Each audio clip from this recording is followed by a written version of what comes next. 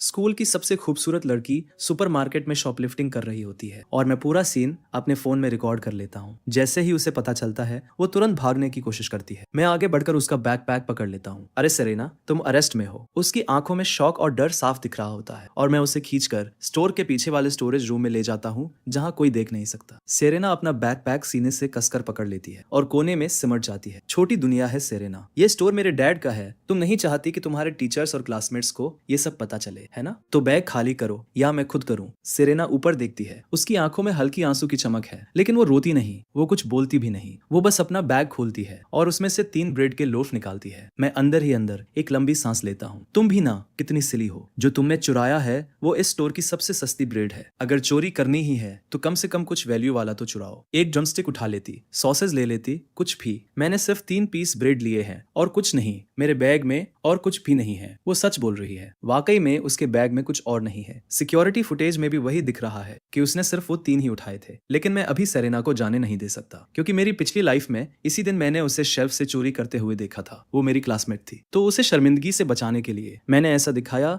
जैसे मैंने कुछ देखा ही नहीं। लेकिन अगले दिन क्लास में मुझे खबर मिली कि सेरेना की कार एक्सीडेंट में मौत हो गई। ये एक्सीडेंट स्टोर से निकलने के थोड़ी देर बाद ही हुआ था। मुझे सही टाइम नहीं पता, लेकिन मैंने मन बना लिया है, आज रात मैं उसे किसी भी हालत में जाने नहीं दूंगा। बस वो आज का दिन जिंदा निकाल ले, फिर चाहे स्टोर रूम में सो जाए, मुझे फर्क नहीं पड़ता। ये सोचकर मैं उसका बैग लेता हूँ, ऐसा दिखाते हुए कि मुझे उस पर भरोसा नहीं है, और सारी चीजें टेबल पर उलट देता हूँ। टेक्स्ट बुक्स, पेन, एक पुराना पेंसिल केस और एक सफेद चीज। सेरेना का चेहरा तुरंत लाल हो जाता है। वो झट से आगे बढ़ती है, उसे वापस छीन लेती है, जल्दी से बैग में डालती है और बैग खींचने लगती है। तभी बैग का स्ट्रैप टूट जाता है। वो ऊपर देखती है और मुझे घूरती है। उसकी आंखें लाल हो चुकी है। बस इतना ही है, सिर्फ 3 पीस ब्रेड। मैं टूटा हुआ बैग वापस पकड़ता हूँ और टेबल पर फेंक देता हूँ। तुम्हें लगता है मैं इतना आसान हूँ? बेवकूफ बनाने के लिए तुम फुल बैकपैक लेकर अंदर आई थी और सिर्फ 3 सस्ती ब्रेड उठाई। तुम्हारी स्लीव भी भरी हुई लग रही है, और क्या छुपा रही हो? सेरेना तुरंत सिर झुका लेती है और पीछे हट जाती है। कुछ नहीं, अपनी जिप खुद नीचे करो, मुझे करने पर मजबूर मत करो, वरना कल पूरा स्कूल जान जाएगा कि सेरेना, जो हर क्लास में टॉप करती है, वो शॉपलिफ्टिंग करते पकड़ी गई। ये सुनकर सेरेना घबरा जाती है। उसकी आंखों से आंसू गिरने लगते हैं। कुछ मत बोलो, मैं जो कहोगे वो करूंगी। वो धीरे धीरे जिप नीचे खींचती है। अंदर मुझे एक टी शर्ट दिखती है जिसका कॉलर फीका और कई बार धुलने से सिकुड़ा हुआ है। अब दिख गया, मैं कुछ नहीं छुपा रही, मैं अभी भी उसे देख रहा हूँ। अब हम पहले से ज्यादा करीब खड़े हैं। मेरी नजरों के नीचे सेरेना के गालों पर हल्की सी लाली आ जाती है। वो तुरंत नजरें हटा लेती है। सिर्फ तुम कह रही हो, इसलिए ये कुछ नहीं हो जाता। ये मैं तय करूंगा। सेरेना अपना चेहरा घुमा लेती है, शर्म और गुस्से के साथ। मैं झूठ नहीं बोल रही हूँ, सिर्फ 3 पीस ब्रेड थे, मैंने वो वापस कर दिए हैं। क्या अब मैं जा सकती हूँ? इस पॉइंट पर सच में मेरे पास उसे रोकने का कोई रीजन नहीं बचता। ये देखकर कि मैं कुछ नहीं बोल रहा, वो दरवाजे की तरफ बढ़ती है। रुको। सेरेना मुड़कर देखती है, थोड़ी सतर्क। क्या तुम्हें भूख लगी है? ये सुनकर सेरेना नीचे देखती है। वो कुछ नहीं बोलती। पहले खा लो फिर जा सकती हो। मैं ब्रेड का पैकेट खोल देता हूँ। अब ये खुल चुका है, इसे बेच नहीं सकते। लो खा लो। कुछ सेकंड गुजरते हैं। सेरेना धीरे धीरे ब्रेड अपने होठों तक लाती है और एक छोटा सा बाइट लेती है, फिर एक और एक और। वो तेजी से खाने लगती है। ये देखकर मैं हल्की सी संतुष्ट स्माइल देता हूँ, लेकिन अचानक उसकी आंखों में आंसू भर जाते हैं। वो रो रही है। जब से मैंने उसे पकड़ा था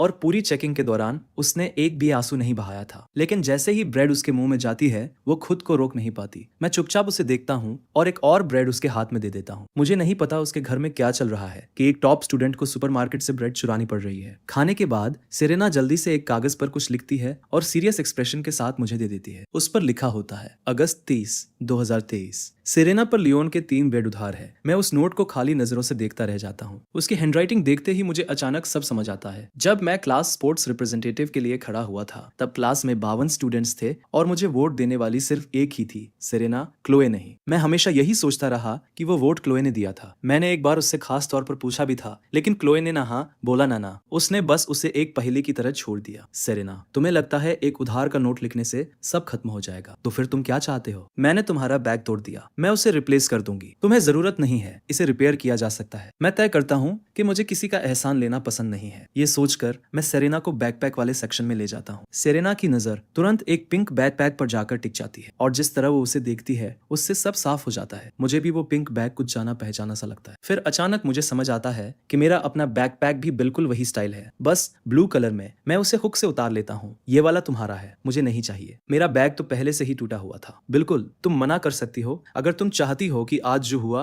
वो पूरे स्कूल को पता चल जाए। सेरेना के पास कोई ऑप्शन नहीं बचता। वो चुपचाप बैग ले लेती है, लेकिन तुरंत आई ईओयू नोट निकालती है और उसमें एक नई लाइन जोड़ देती है। सेरेना पर लियोन का एक पिंक बैकपैक उधार है। जब तुम वैसे भी हिसाब रख रही हो तो यहाँ एक सेकंड और रुको, मैं एक पिंक पेंसिल केस उठाकर उसके हाथों में रख देता हूँ। मुझे ये नहीं चाहिए। अगर तुम नहीं चाहती कि आज जो हुआ वो सामने आए तो ले लो, मेरे पास ये सब वापस देने के पैसे नहीं है। मैं तुमसे मांग भी नहीं रहा, या फिर कोई और तरीका सोच लो मुझे चुकाने का। सेरेना हल्का सा सिर टेढ़ा करती है। उसका एक्सप्रेशन कंफ्यूज और थोड़ा सतर्क है। मुझे मुस्कुराते देख वो तुरंत नजरें हटा लेती है। वो धीरे से बुदबुदाती है, कोई और तरीका। मैं स्टोर में आगे चलता रहता हूँ और सेरेना मेरे साथ चल रही होती है। लेकिन जैसे ही हम एक खास वाले आयल में पहुंचते हैं, सेरेना शर्म से मुड़ जाती है और जाने की कोशिश करती है। यहीं रुक जाओ, अगर तुम नहीं चाहती कि आज की बात स्कूल में फैले तो याद रखो मैं एक ट्रबल मेकर हूँ और ट्रबल मेकर की कोई लिमिट नहीं होती। मुझे ये नहीं चाहिए, सच में नहीं चाहिए, ले लो, ये मैं तुम पर उधार हूँ, ये हमेशा काउंट करता है। आखिरकार सेरेना मान जाती है। ठीक है, अब तुम जा सकती हो। घर जाते वक्त ट्रैफिक का ध्यान रखना, सही सलामत घर पहुंचना। कल स्कूल वैसे ही आना जैसे रोज आती हो। जब तक तुम ठीक से बिहेव करोगी मैं ऐसे दिखाऊंगा जैसे आज कुछ हुआ ही नहीं, समझ गई? सेरेना को समझ नहीं आता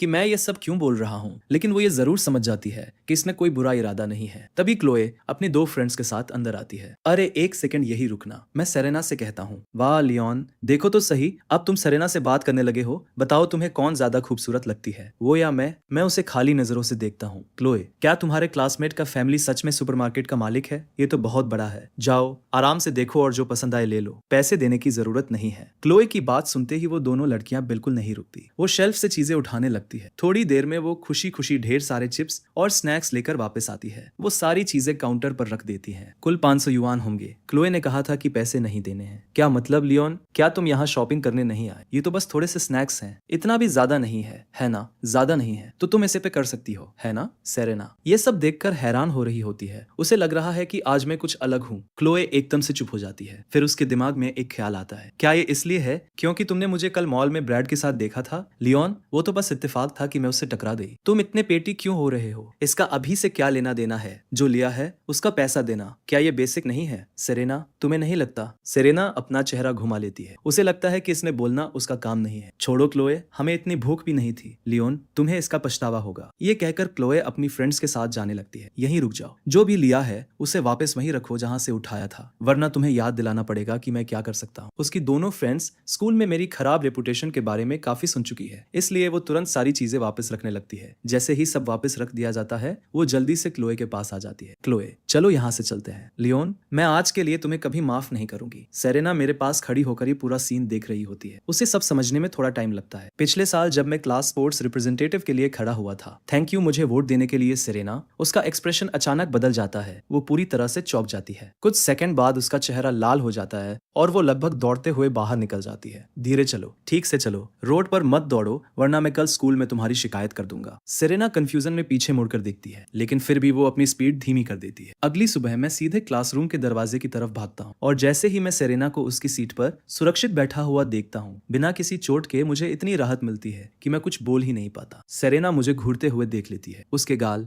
हल्के पिंक हो जाते हैं। वो अपना चेहरा घुमा लेती है। लियोन, तुम खुद को क्या समझते हो? स्कूल के पहले दिन ही लेट आ रहे हो? जाओ अपनी सीट पर बैठो, मैं बाद में तुमसे निपटूंगी। जी मिश। सेरेना, अगर पीछे बैठने में तुम्हें देखने में दिक्कत हो रही है तो बस बता देना, मैं तुम्हें आगे बैठा दूंगी। नहीं, मैं इसका विरोध करता हूँ। तुम विरोध करते हो? लियोन, तुम खुद को क्या समझते हो? सीट्स ग्रेड्स के हिसाब से तय होती है। सेरेना सिर्फ पिछले सेमेस्टर की फाइनल एग्जाम इसलिए मिस कर गई थी क्योंकि उसके फैमिली में इमरजेंसी थी। क्या तुम्हें सच में लगा कि तुम जैसा इंसान जो नीचे से दूसरा रैंक लाता है वो कभी उसके पास बैठ पाएगा? मैं तुम्हें वार्निंग दे रही हूँ, क्लास के दौरान उसे डिस्टर्ब मत करना। अगर मैंने तुम्हें पकड़ा तो पूरे स्कूल के सामने स्टेज पर खड़ा कर दूंगी। कोई जरूरत नहीं मिस शॉ, मैं मंथली एग्जाम में अपनी सीट वापस ले लूं। ठीक है, ठीक है। सेरेना, हिम्मत मत हारना। अगर लियोन तुम्हें कोई परेशानी दे तो सीधे मुझे बताना। परेशानी? क्या चीज परेशानी में काउंट होती है? मैं आगे बढ़कर सेरेना के हाथ पर हल्का सा टोक देता हूँ। क्या ये काउंट करता है? उसके गाल तुरंत लाल हो जाते हैं। वो झट से अपना चेहरा दूसरी तरफ घुमा लेती है। मैं एक बैग निकालता हूँ जिसमें गर्म स्टीम्ड पोर्क बन्स हैं और उसे सेरेना को दे देता हूँ। ब्रेक में इन्हें खा लेना, पेट भर लेना। मैं मुझे नहीं चाहिए। ना बोलने की हिम्मत है तुम्हारी। क्या तुम चाहती हो कि मैं? मेरी आधी धमकी सुनकर सेरेना चुपचाप बंस ले लेती है और अपनी खूबसूरत आंखों से मुझे एक अजीब सा लुक देती है जिसमें थोड़ा गुस्सा और थोड़ा हार मानने वाला फील होता है। बस ऐसे ही, जैसा कहा है वैसा करो। समय बीतता है, आखिरकार बेल बजती है। अरे सेरेना, वो बंस खाओ, मुझे भूख नहीं है। तुम मुझे बताओ, क्या तुमने ब्रेकफास्ट किया था? मैं ब्रेकफास्ट नहीं करती। अभी खाओ, मुझे टेस्ट मत करो। सेरेना मेरी तरफ देखती है, फिर मन मारकर एक बन अपने होठों तक ले जाती है और छोटा सा बाइट लेती है। जैसे ही उसे अंदर की फीलिंग मिलती है उसके उसकी आंखें चमक उठती है और पूरा बन कुछ ही सेकंड में खत्म हो जाता है। मैं उसे चुपचाप देखता हूँ, अंदर ही अंदर खुश होता हूँ। दूसरा खत्म करने के बाद बैग में अभी 2 और बचे होते हैं। सेरेना उनकी तरफ देखती है, थोड़ा रुकती है, फिर चुपचाप उन्हें रख लेती है। मैं अब फुल हो गई हूँ, बाकी मैं लंच में खा लूंगी। मैंने कहा था इन्हें अभी खाओ, बहाने बनाना बंद करो। सेरेना मुझे घूरती है। एक पल के लिए लगता है कि वो सच में मुझे जवाब देगी। अभी भी घूरते हुए ऐसे ही करती रही तो मैं उसका एक्सप्रेशन अचानक नरम पड़ जाता है, जैसे थोड़ा बेबस हो, और वो चुपचाप तीसरा बन खाने लगती है। उसी वक्त क्लोए क्लासरूम में अंदर आती है। आज मौसम अच्छा है, ट्रैक पर वॉक के लिए परफेक्ट है ना लियोन? लियोन बाहर आओ, मुझे तुमसे बात करनी है। क्लोए मुड़कर चल देती है। उसे पूरा भरोसा होता है कि मैं उसके पीछे आऊंगा, लेकिन जब वो पीछे कोई नहीं होता, मैं अपनी सीट पर ही बैठा रहता हूँ। लियोन बस बहुत हो गया, अब तुम हद पार कर रहे हो। मैंने क्या किया? अगर कुछ कहना है तो यही बोलो। मैं कहीं नहीं जा रहा, चलो मेरे साथ कैफेटेरिया में लंच करो। सॉरी, मैं पढ़ाई कर रहा हूँ, मैं हिलता तक नहीं। क्लोए मुझसे बात मनाने में फेल हो जाती है। वो हार मान देती है और अपने रोज के लंच ग्रुप के साथ चली जाती है। दोपहर तक क्लासरूम में सिर्फ मैं और सेरेना बचते हैं। मैं खुद देखना चाहता हूँ सेरेना हमेशा इतनी देर से कैफेटेरिया क्यों जाती है। वो असल में खाती क्या है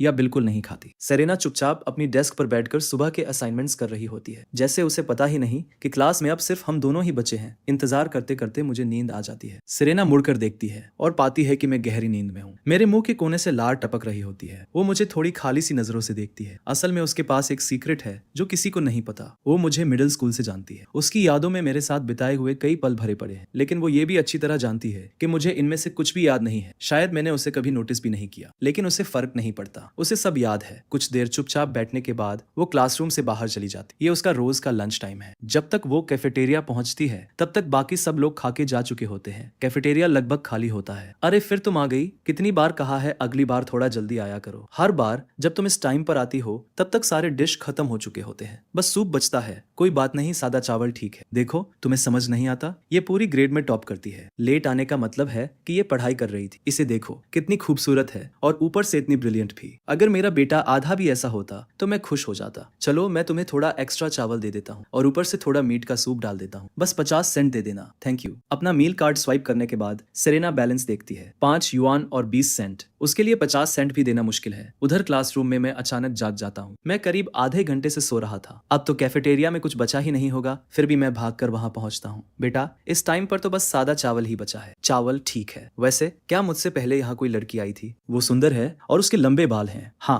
मैं उसे जानता हूँ। वो हमेशा लेट तक पढ़ाई करती है। हर बार जब वो आती है तब बस सादा चावल ही बचा होता है। मैं अपने लिए 2 युआन स्वाइप करता हूँ। मुझे थोड़ा हैरानी होती है, ये तो काफी सस्ता है। उस दोपहर पीई क्लास में मैं अपने क्लासमेट्स के साथ बास्केटबॉल खेल रहा होता हूँ। पीई के हर फ्री पीरियड में सेरेना उसी जगह बैठती है, अपनी टेक्स्ट बुक लेकर, और चुपके से मुझे बास्केटबॉल खेलते हुए देखती रहती है। हर लड़का जो बास्केटबॉल खेलता है उसका सपना होता है डंक करना। जब मैं एकदम क्लीन स्लैम डंक मारता हूँ, सेरेना मुझे अपनी हैरान कर देने वाली खूबसूरत आंखों से देखती है। बाकी लड़कों का भी ऐसा हाल होता है, जैसे उनके मुंह खुले के खुले रह गए हो। मुझे खुद भी थोड़ा हैरानी होती है। कल से जब से मैं रिबॉर्न हुआ हूँ, मैंने नोटिस किया है कि मैं पहले से ज्यादा स्ट्रांग हो गया। ये डंक तो बिना कोशिश के ही हो गया। क्या ये सेकंड चांस के साथ आया कोई बोनस है? मैं सेरेना की तरफ देखता हूँ। अचानक हमारी आंखें मिल जाती है। वो तुरंत अपनी टेक्स्ट बुक उठा लेती है और उससे अपना चेहरा छुपा लेती है, जैसे याद करके कुछ पढ़ रही हो। लियोन वो बहुत कूल था। मैं क्लोए को एक सीधा सा खाली लुक देता हूँ और नजरें हटा लेता हूँ। ब्रैड जो क्लास प्रेसिडेंट है क्लोए की तारीफ सुन लेता है और मुझे जलन भरी नजर से देखता है। कोर्ट पर मुझे कोई नहीं हरा सकता। लियोन 1-on-1 खेलना है। जब ब्रैड अभी भी बोल ही रहा होता है तभी मेरी नजर कोने से कुछ पकड़ती है। सेरेना जमीन पर गिरी हुई है। उसके चेहरे पर दर्द साफ दिख रहा है और उसका एक हाथ उसके दाएं एंकल को पकड़ रहा है। मैं पास खड़ी एक लड़की की तरफ मुड़ता हूँ। क्या हुआ? मुझे लगा मैंने देखा कि एक लड़की ने सेरेना को पीछे से धक्का दिया और वो गिर गई। वो लड़की कैसी दिखती थी? कौन सी क्लास में थी? मैंने ठीक से नहीं देखा। मैं सेरेना के पास जाता हूँ। चढ़ जाओ, मैं तुम्हें नर्स के ऑफिस ले जा रहा हूँ। सेरेना धीरे धीरे उठती है और मुझे देखती है। क्या देख रही हो? चढ़ो। मैं उसे अपनी पीठ पर उठा लेता हूँ और नर्स के ऑफिस की तरफ चल पड़ता हूँ। उसके चेहरे पर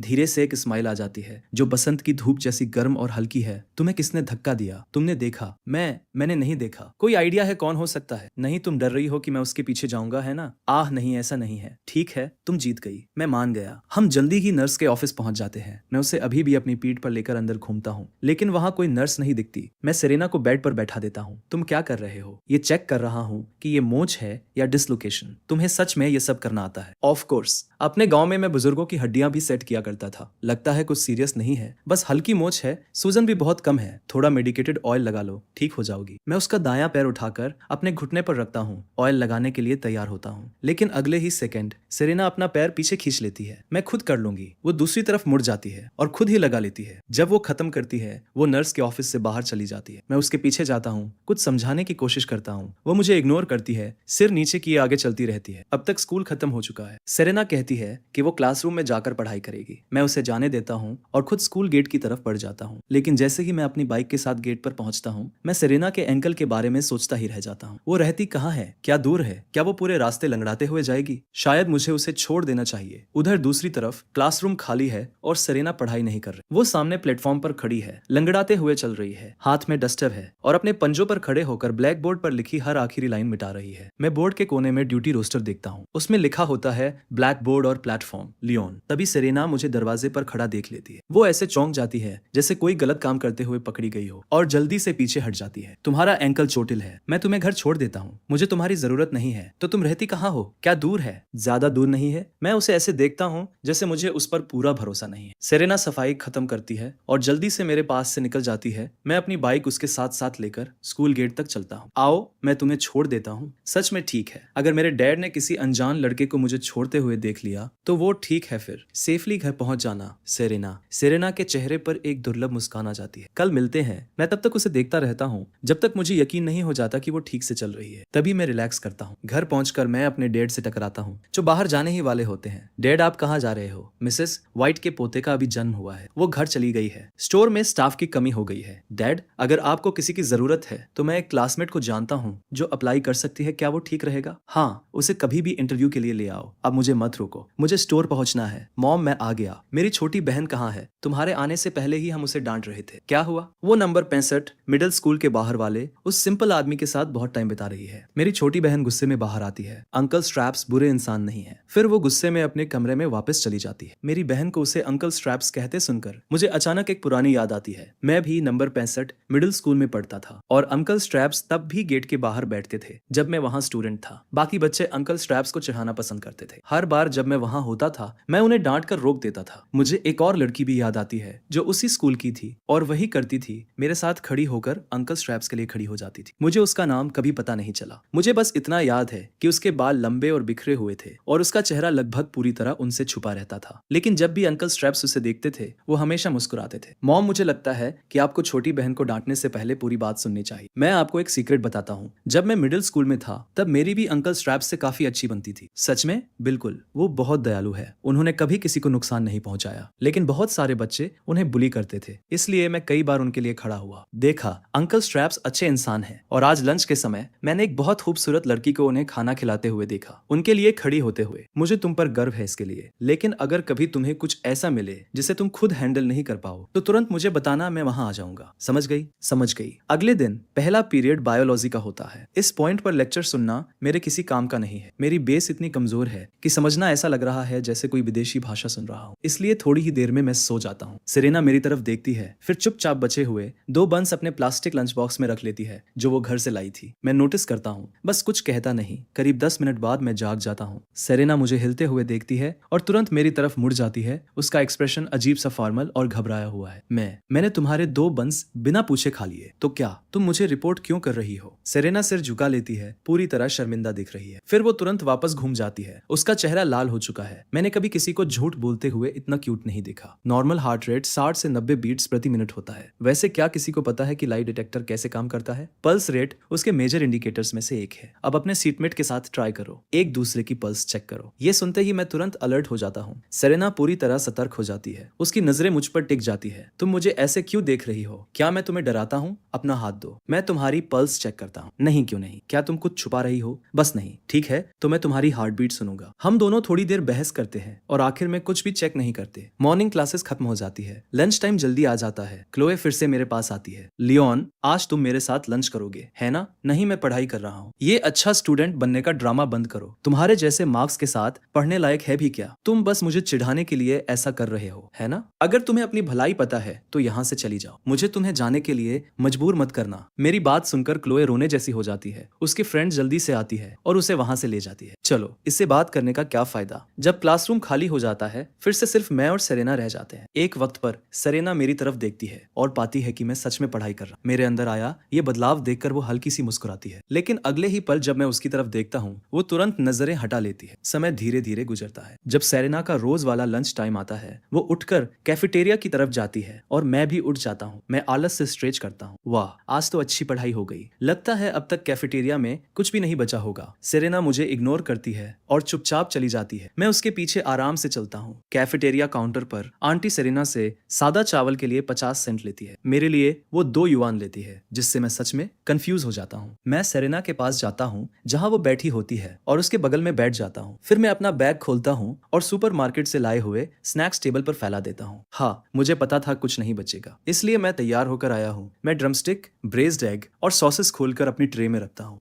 ये अजीब है, आज मुझे ज्यादा भूख नहीं लग रही। शायद मैं ये चीजें हाल में ज्यादा खा रहा हूँ। मैं सेरेना की तरफ देखता हूँ, उसकी ट्रे अपनी तरफ खींचता हूँ और अपनी भरी हुई ट्रे उसके सामने रख देता हूँ। आज हम स्वैप करते हैं। सेरेना मुझे हैरानी से देखती है। उसका मुंह खुलता है जैसे वो कुछ बोलने वाली हो, लेकिन मैं उसे बोलने से पहले ही उंगली से इशारा करता हूँ। और तुम्हें पता है क्या होगा? सेरेना मुझे काफी देर तक देखती रहती है, फिर वो अपना मुंह बंद कर लेती है और कुछ नहीं बोलती। वैसे मेरे फैमिली सुपरमार्केट में शाम की शिफ्ट के लिए एक कैशियर चाहिए। इसे तुम्हारा ऑफिशियल जॉब ऑफर समझो। तुम हायर हो। अगर तुमने जरा सा भी शिकायत या मना करने की कोशिश की तो तुम्हें पता है मैं क्या कर सकता हूँ। समझ रही हो ना? कोई शिकायत नहीं, मैं ये काम करूंगी। अच्छा है। मैं उसे संतुष्ट नजर से देखता हूँ। सेरेना जो अंदर ही अंदर खुश है सिर झुका लेती है और चुपचाप खाना खाती रहती है। फिर वो अपना लंच बॉक्स निकालती है। मुझे अंदर के बंस दिख न जाएं, इसलिए वो उसे टेबल के नीचे अपनी गोद में रखती है। फिर वो बचा हुआ चावल, ड्रमस्टिक, ब्रेस्ड एग और सॉसेस ट्रे से निकालकर लंच बॉक्स में रख लेती है। तुम क्या कर रही हो? अपने डैड के लिए ले जा रही हो? मुझे लगता है मैंने अभी कुछ ऐसा सुना है जिसे मैं ठीक से समझ ही नहीं पा रहा हूँ। रुको, मतलब तुम अभी स्कूल छोड़कर ये सब अपने डैड को देने जा रही हो? मुझे समझ नहीं आ रहा। सच कहूँ तो मुझे काफी समय से सेरेना के डैड से प्रॉब्लम है। एक ऐसा आदमी जो अपनी ही बेटी को सुपरमार्केट से ब्रेड चुराने देता है और ऊपर से उससे उम्मीद करता है कि वो स्कूल कैफेटेरिया से खाना लाके उसे खिलाए। ये आखिर कैसी सिचुएशन है? सॉरी, तुम किस बात के लिए सॉरी बोल रही हो? मैं फुल हो गई हूँ। खाने के लिए थैंक यू? मैं सच में बोल रही हूँ। रुको,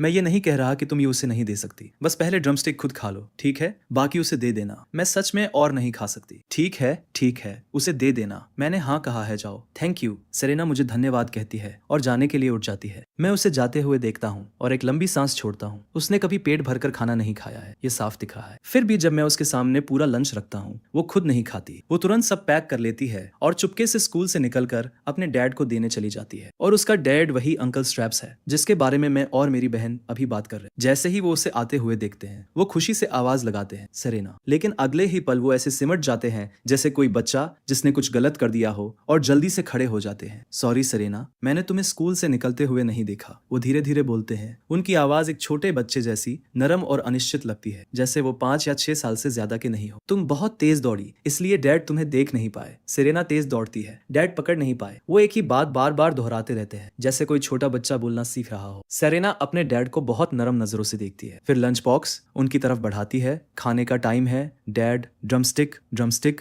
वो खुश हो जाते हैं लेकिन उसे लेने के लिए हाथ नहीं बढ़ाते। वो उल्टा बॉक्स उसे वापस धकेल देते हैं, थोड़े घबराए हुए। सेरेना तुम खाओ, जल्दी खाओ, नहीं तो बुरे लोग आ जाएंगे। मैं पहले ही 2 पूरे बंस खा चुकी हूँ, अब आप खाइए डैड, बुरे लोग आने से पहले। वो ड्रमस्टिक उनके मुंह के पास ले जाती है। उसके डैड एक बड़ा बाइट लेते हैं और खुशी से चबाने लगते हैं। टेस्ट अच्छा है, बहुत अच्छा, बहुत अच्छा। तभी नंबर 65 मिडिल स्कूल के गेट पर एक छोटी लड़की बाहर आती है। उसके हाथ में ताजा खरीदा हुआ पाइनएप्पल बन होता है और जैसे ही वो सेरेना को अंकल स्ट्रैप्स को खिलाते हुए देखती है वो रुक जाती है। उस दोपहर स्कूल के बाद मैं सेरेना से कहता हूँ, चलो सुपरमार्केट चलते हैं। क्या हुआ, तुम नर्वस हो? किस बात की नर्वसनेस है? बस मेरे डैड के सिर को एक बड़े सफेद मूली की तरह सोचो। वो जो भी कहे बस हाँ में सेरेना और मुस्कुरा देना। जब हम पहुंचते हैं मैं सेरेना से कहता हूँ कि वो बाहर इंतजार करे जबकि मैं पहले अंदर जाता हूँ। वो चुपचाप सिर हिलाकर वहीं खड़ी रहती है, लेकिन उसकी उंगलियां बार बार उसकी स्लीव खींच रही होती है जिससे उसकी सारी घबराहट साफ दिख रही होती है। क्योंकि ये सिर्फ नए बॉस से मिलने की बात नहीं है, ये मेरे डैड से मिलने की भी बात है। उसे पता है कि इसका कोई खास मतलब नहीं होना चाहिए, फिर भी वो नर्वस है। डैड ने उसे ले आया, सिंपल रखना, ज्यादा सवाल मत पूछना। जरा देखूं तो कौन सा बेचारा अपनी पढ़ाई का टाइम कुर्बान करने वाला है। जब मैं और मेरे डैड बाहर आते हैं सेरेना तुरंत हमारी तरफ मुड़ती है और नर्वस होकर उन्हें ग्रीट करती है। Hello sir. अरे वाह बेटा,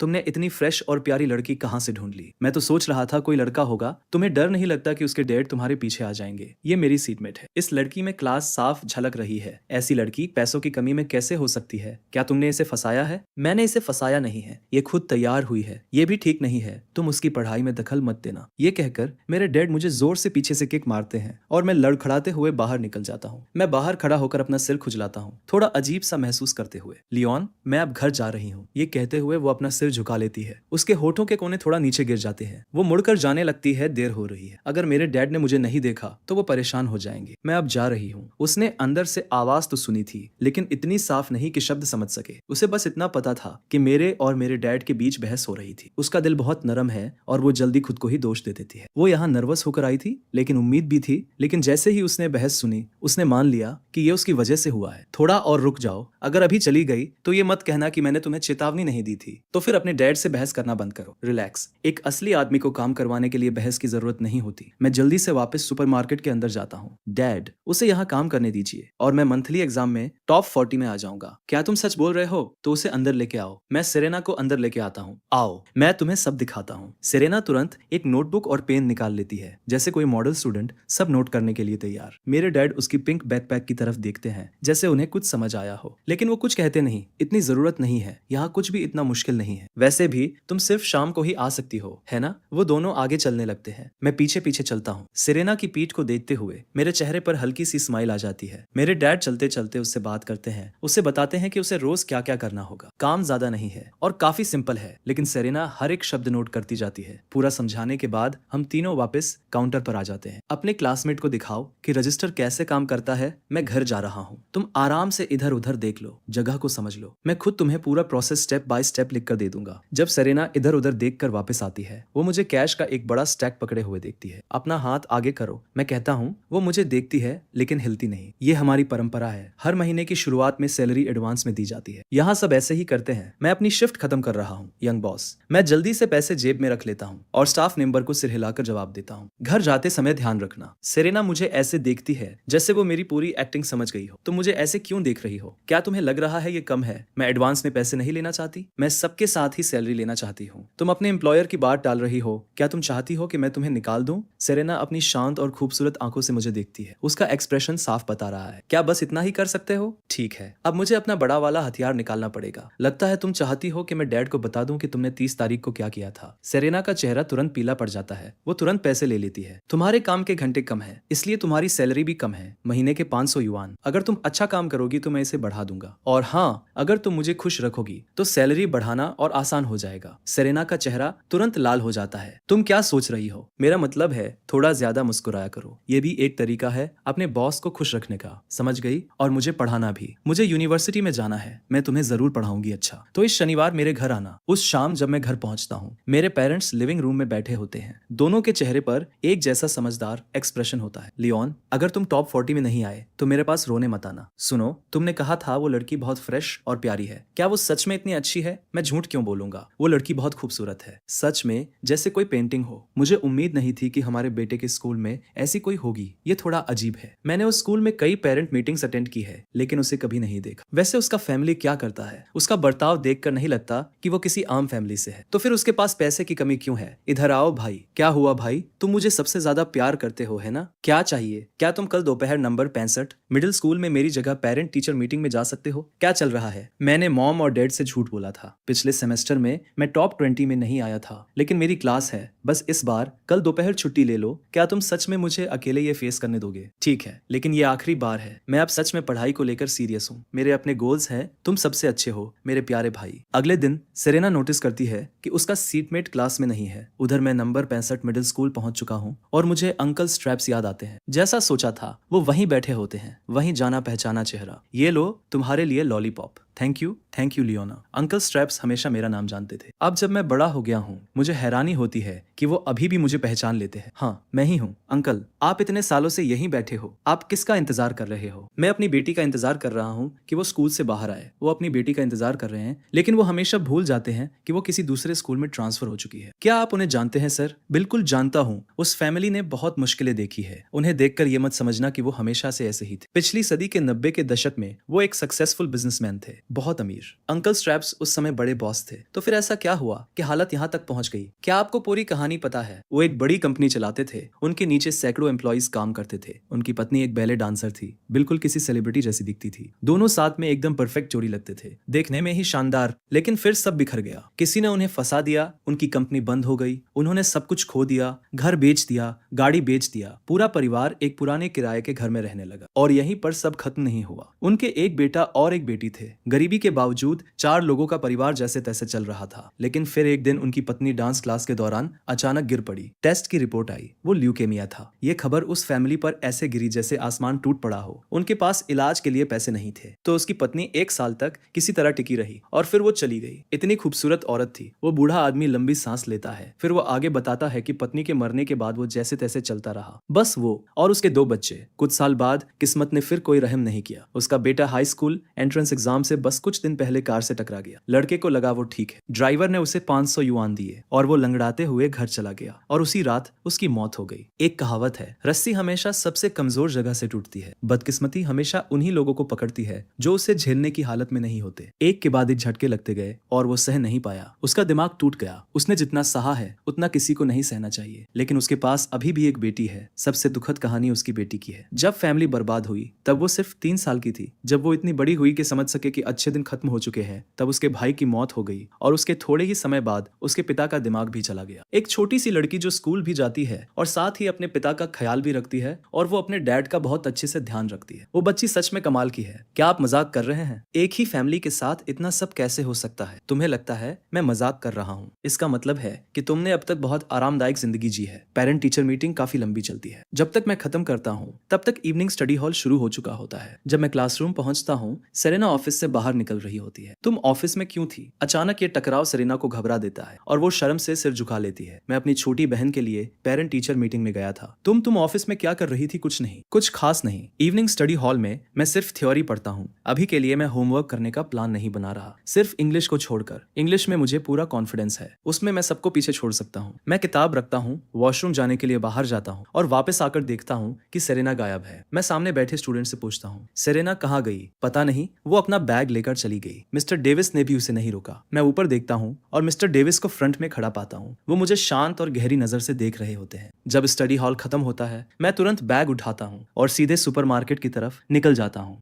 तुम दोनों एक ही टाइम पर छुट्टी नहीं लेते। वो तो पहले ही यहाँ आ गई थी, काफी देर पहले आई थी, तब से लगातार काम कर रही है। वो लड़की बहुत मेहनती है, तुमसे कहीं ज्यादा। मैं मुड़ता हूँ और देखता हूँ कि सेरेना लाल एप्रन पहने हाथ में कूड़े के बैग लिए मेरी तरफ आ रही है। लाल एप्रन स्टोर की यूनिफॉर्म है। मुझे हमेशा लगता था ये बहुत खराब दिखती है, लेकिन उस पर ये अजीब तरह से क्यूट लग रही है। सेरेना मुझे देखती है, एक पल के लिए रुकती है, फिर थोड़ी घबरा कर नजरें हटा लेती है। क्या खाली बोतलें भी फेंक दूं? हाँ, उन्हें बाहर वाले डस्टबिन में डाल दो। सेरेना सिर हिलाती है और चली जाती है। उस पर थोड़ा रहम करो, वो सिर्फ 500 महीना कमा रही है। सुपरमार्केट इतना बड़ा है, तुमने उसे अकेले ही पूरा साफ करने में लगा दिया है। वो खुद से करना चाहती थी, मेरी तरफ से नहीं किया। तुम्हें उसके लिए बुरा लग रहा है। मैं इस बात का जवाब देना भी जरूरी नहीं समझता। मैं सेरेना के पास जाता हूँ जब वो काम कर रही होती है। तुम ऑफिस इसलिए गई थी ना कि मिस्टर डेविस से इजाजत ले सको, कि तुम स्टडी हॉल से जल्दी निकल सको, और तुमने मेरा इंतजार किया जब तक मैं चला नहीं गया, फिर चुपके से निकल गई। सेरेना कुछ नहीं कहती, वो बस सिर झुका लेती है और अपने यूनिफॉर्म के किनारे को उंगलियों से घुमाने लगती है। तुम सोच रही हो ज्यादा घंटे काम करके तुम्हें सैलरी बढ़ जाएगी। साफ साफ सुन लो, ऐसा कभी नहीं होगा। सेरेना ऊपर देखती है, उसकी खूबसूरत आंखों में पूरी सच्चाई होती है। मैं सैलरी बढ़ाने के पीछे नहीं हूँ। स्टडी हॉल 9 बजे खत्म होता है। मैं 10 बजे के बाद काम खत्म करती हूँ। दिन का मुश्किल से 1 घंटा होता है और उसके लिए मुझे महीने के 500 युआन मिल रहे हैं। वो नीचे देखती है, जैसे उसके दिमाग में कुछ आता है, लेकिन फिर भी वो जिद से बोल देती है, 500 युआन ये ज्यादा है। ज्यादा?